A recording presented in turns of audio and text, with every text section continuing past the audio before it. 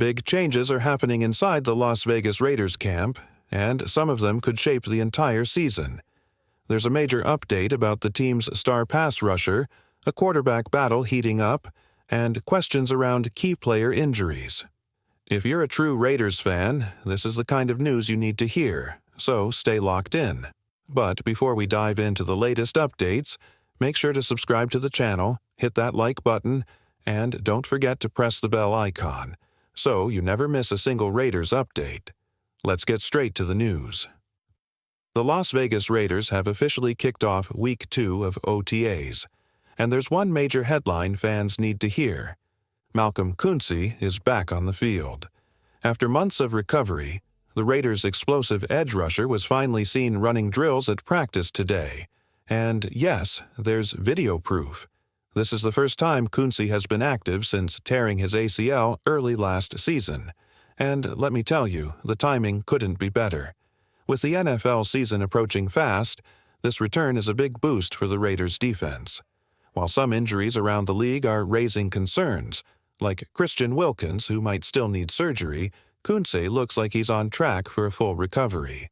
The way he moved today? Confident, focused, sharp.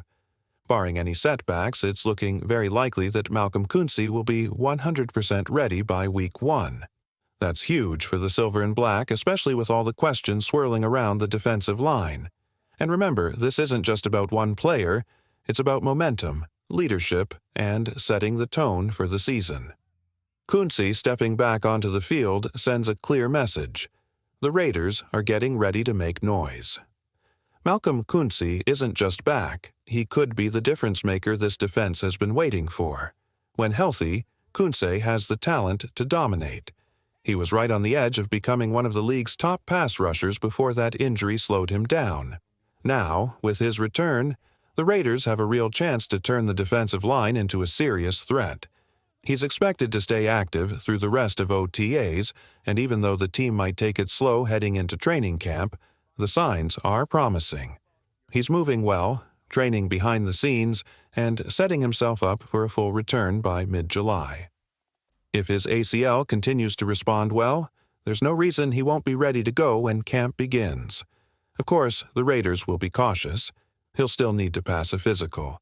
But if Koonce, Max Crosby, and Christian Wilkins are all healthy at the same time, that's a dangerous trio for any offensive line in the NFL. Now, here's the reality. Christian Wilkins is still sidelined. That foot injury hasn't healed yet, and he remains out of practice. On top of that, 2 more names have been added to the non-participant list: Adam Butler and Jeremy Chin, both dealing with undisclosed issues. Nothing official has been reported, and remember, OTAs are voluntary. It could be personal time or minor setbacks. But there's good news too. Thayer Munford is back on the field. After missing the early part of OTAs, he's returned and may have a shot to compete at right tackle. Some don't see him reclaiming that spot, especially with Kolton Miller and rookie DJ Glaze in the mix, but Munford still has time to make his case. The bottom line, the Raiders' depth is being tested early, but the potential, especially on the defensive front, is starting to show. The offensive line competition in Las Vegas is heating up, and it's more crowded than ever. Right now, the Raiders have at least 3 offensive tackles who are likely locks: Kolton Miller, DJ Glaze, and Thayer Munford. Add in Charles Grant, and it's clear the position group is getting tight. But there's still one more name drawing attention: Don Wagner. He's turning heads with his size, his movement, and the way he's holding up in drills. If he keeps this up, he's got a real shot to make the 53-man roster. As for depth, there are still a few undrafted and second-year players hanging in the fight. It's early, but they'll need to make a big impression fast if they want to survive the upcoming cuts. Now, shifting to the defense, a surprising shakeup is unfolding in the secondary. We already knew Darien Porter was earning first-team reps, but now reports say Eric Stokes is lining up on the opposite side. That's a move few saw coming. Most fans expected Jakoran Bennett to claim one of those starting corner spots. But so far, it's Porter and Stokes taking the lead. That tells us something important. The Raiders are rebuilding their coverage system from the ground up. There's a growing belief inside the organization that the Raiders will lean toward a cover 3 zone scheme, similar to what Pete Carroll ran in Seattle. And when you look at the roster moves, drafting Porter, signing Stokes, bringing in Jeremy Chinn, it makes sense. All of these players are long, physical, and built to control space in a zone-heavy system. Nothing is locked in yet. There's still time for someone else to step up. But if this trend continues, the Raiders' secondary could have a brand new identity this season, with Porter and Stokes leading the charge on the outside. The Raiders' secondary is entering a fascinating stage of transformation, and it raises a big question. Where does Jakoran Bennett fit into all of this? Bennett, who flashed real potential last season, was widely expected to lock down one of the starting corner spots. His speed, instincts, and upside were all on display, and many believed he'd be a cornerstone of the defense moving forward. But now, with Darien Porter and Eric Stokes taking the first-team reps on the outside, Bennett's role feels uncertain. Could the Raiders be planning to shift him inside, to the slot? That move would make sense if the Raiders are truly switching to a zone-heavy cover 3 system, something all signs have been pointing toward. In this scheme, the slot corner often plays close to the line of scrimmage, helping in run support and covering quick routes underneath. You need someone quick, aggressive, and smart in that position. Could that be Bennett? Possibly, but there are other names in the mix too. Isaiah Pola-Mao and Jeremy Chinn both bring size and versatility, and either one could be used in a big nickel role, acting as a hybrid safety slot corner. It all depends on how the coaching staff wants to shape this defense. One thing feels certain. Porter and Stokes are the clear front-runners for the boundary roles. They have the size, the range, and the physicality to thrive in cover 3. But that doesn't mean the slot is an afterthought. In fact, it could be one of the most important pieces in this new-look defense. Over the next few weeks of OTAS, and especially in training camp, we'll get answers. Will the Raiders stick with a traditional nickel corner setup, or will they go with a bigger, more physical presence inside? Whatever happens, it's clear this isn't just a depth chart shuffle. This is a full-on reimagining of how the Raiders want their defense to look, and it's already taking shape. At Raiders camp, 2 rookies are already starting to turn heads, and they couldn't be more different. Ashton Jeanty, the dynamic running back, continues to show why many believe he'll be an impact player from day one. He's explosive, quick to read blocks, and already looks like he belongs. Jeanty's rise doesn't feel like a surprise. It feels like a promise being kept. But the real buzz today? Wide receiver Dante Thornton. Junior Thornton is a fascinating prospect. He's tall, long, fast, and brings that rare deep threat ability that can stretch a defense in seconds. But unlike Jeanty, Thornton comes in as a bit of a mystery. At Tennessee, his route tree was limited. The offense didn't really show what he was capable of doing in full. Now, in Las Vegas, that story might be changing. Veteran wide receiver Jakobi Meyers had something to say about Thornton after practice, and it wasn't just a casual comment. Meyers called Thornton more than just a fast guy, saying he's seen real receiver skills in the rookie's game.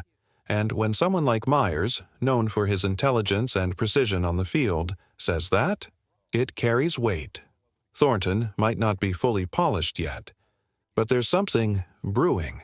His size, his ability to separate, and that breakaway speed. If the Raiders can shape his raw tools into a complete receiver, they might have something special. Still, it's early. We've seen flashes before. Trey Tucker, for example, had moments last year that showed serious potential, but the consistency just hasn't been there yet. Can Thornton put it all together faster? That's the big question, and so far he's giving the coaches a reason to believe. With Jeanty and Thornton both showing up early in OTAs, the Raiders' rookie class is already making noise. And if these flashes become full-blown performances when the pads come on, Las Vegas could be looking at a much deeper, more dangerous offense than anyone expected. There's something quietly revealing about what the Raiders' coaching staff is saying, especially when it comes from someone like Chip Kelly. When he says, If you had to draw up an outside receiver, you'd draw up that body type. About Dante Thornton Jr. That's not just a compliment. That's a blueprint. The Raiders clearly see Thornton as an outside receiver, the kind of vertical threat who can stretch defenses and win one-on-one matchups downfield. It's not just about speed. It's about how he fits into the broader structure of the offense, where he lines up, how he blocks, and the kind of routes he'll be asked to run. Expect him to run deep routes. Expect him to cross the field on long overs.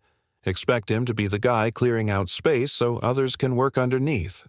And with Las Vegas shifting toward more outside zone looks in the run game, Thornton's size and physicality will be key.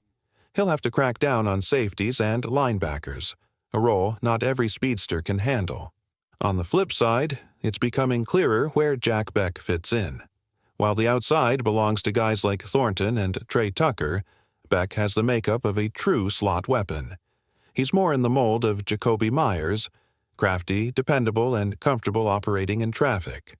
That means working across the middle, finding soft spots in zone, and converting tough third downs. Roles are beginning to crystallize. Thornton is the boundary burner. Beck is the inside technician. And guys like Tucker blur the line.